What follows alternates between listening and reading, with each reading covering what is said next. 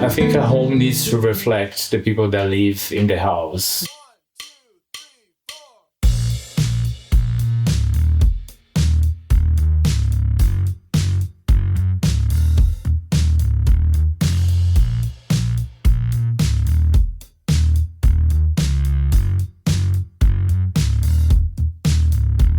Design is very personal. The first questions that you should ask your client is, how do you want to feel in your home?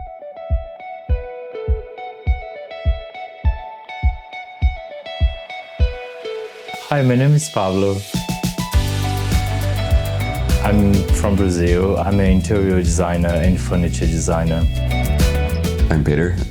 I grew up in Belfast in Northern Ireland, but I've been living in London for 15 years. And living with Pabllo for 6 of them. Working at Soul House, it was always about adding different layers and dimension into the design. But I kind of learned how to be selective and learning how to look for things as well. That is always like a keyword if you're looking for something online. Mm-hmm. With Richmond, it's the polar opposite, but everything's bespoke. I learned how to be perhaps a little bit more clinical in the sense of learning how to edit a space. But it needs to feel quite effortless. It needs to feel quite uncomplicated in the sense that we don't really design spaces that are overly accessorized. I'm definitely not a minimalist person. You know, the flow needs to breathe. Like the space needs to breathe a little bit. What's the favorite corner of the house? Favorite corner? I'd probably say the front of the kitchen with the dining table. Peter is always cooking. I don't do much. I just eat the food and complain about the smell. I'm very lucky that I'm with a partner that let me go through the process. Mm-hmm. It also allows me to make mistakes and, sometimes I try things and they do no work and I don't love or you don't love, and we just find a way to kind of,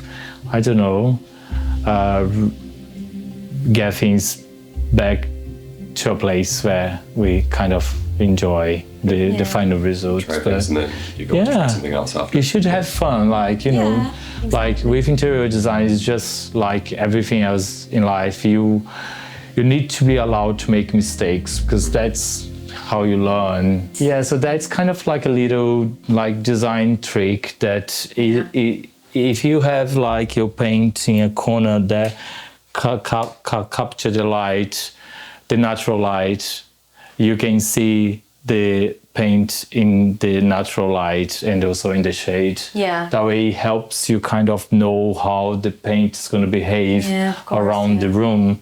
So that avoids you having, little patches in different locations. You kind of isolate that in one.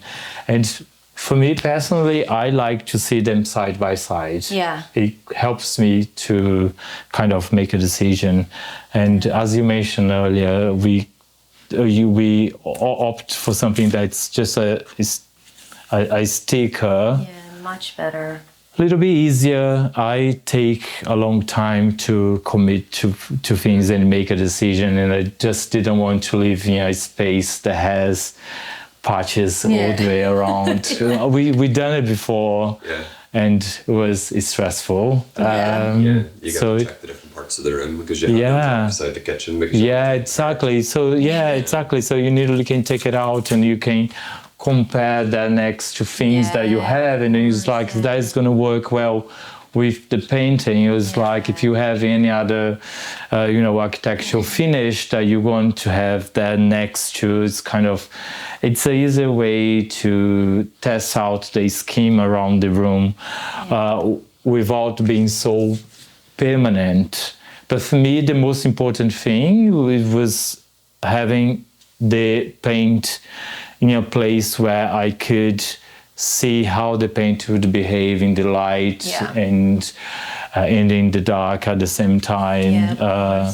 because you don't want to get surprised when after you paint a room and it's And you go, oh, I don't like it. yeah, and the winter comes and the color just changes when there is not enough sunlight, and you just the color that you used to love now you hate. So absolutely, it's a nice little trick. Right, now, favorite object of the house for each of you.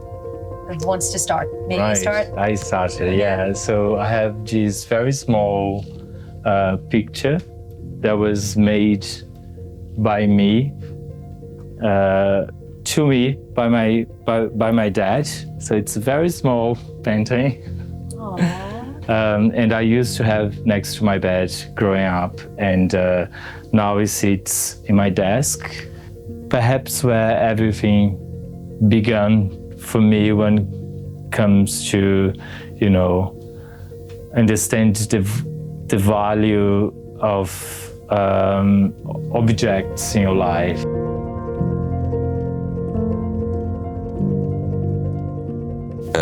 So traditionally, Pabllo doesn't love landscape paintings, but he really loved this one. Yeah, and it's of the Irish countryside, so it's of the northeast coast, not too far from where I grew up. I just like having that piece of home in my home, because I guess everyone has more than one home. So it's nice having that kind of memory every time, and you kind of wake up in the morning, walk out of the room, and it's one of the first things you see. I find it quite it's beautiful, comforting. Yeah. I have a thing about TVs showing out. You can have the TV hidden behind. So the way we did was nearly just have our work on brackets. Very easy to kind of install. I nearly did that myself. You can tell. Not the best paint work over here, but it does the job. The only thing that you need to be aware of is you just need to have enough depth to hide the TV. As long as you have something like that flash mounted in the wall that won't project too much, there is no cables showing, you should be able to hide your TV with that.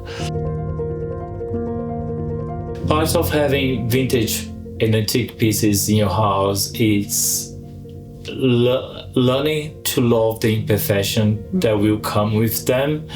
I think especially on these days, people have an obsession on kind of restoring things and bringing them to life as they were, which is amazing. But I think some pieces are nice left the way, like like this coffee table that's just like it's a Danish design, and it's just a slate stone, and there is lots of marks of like cups and scratches, and I could easily remove that, but I loved because it's 30 years old. It has been in many people's homes, or not, or maybe just one person, but lots of people have gathering around it. There is so much history in there, and I love that about the pieces that you see around. And I think the combination of like old and new, it's the kind of layers that I want my house to have. We moved here, we were both in a stage that we felt quite burnt out of work, and we really considered moving outside London, and we wanted to be close to nature. So designing the house, we just wanted as connected as possible to nature, so bringing colors and textures that we would see on our garden when we were walking Rio, in the countryside or in the park. So I think like nature, it has always been the fundament of the whole design. Really, we want the house to feel natural, calming, connected to the sunlight, to the trees around us and everything like that.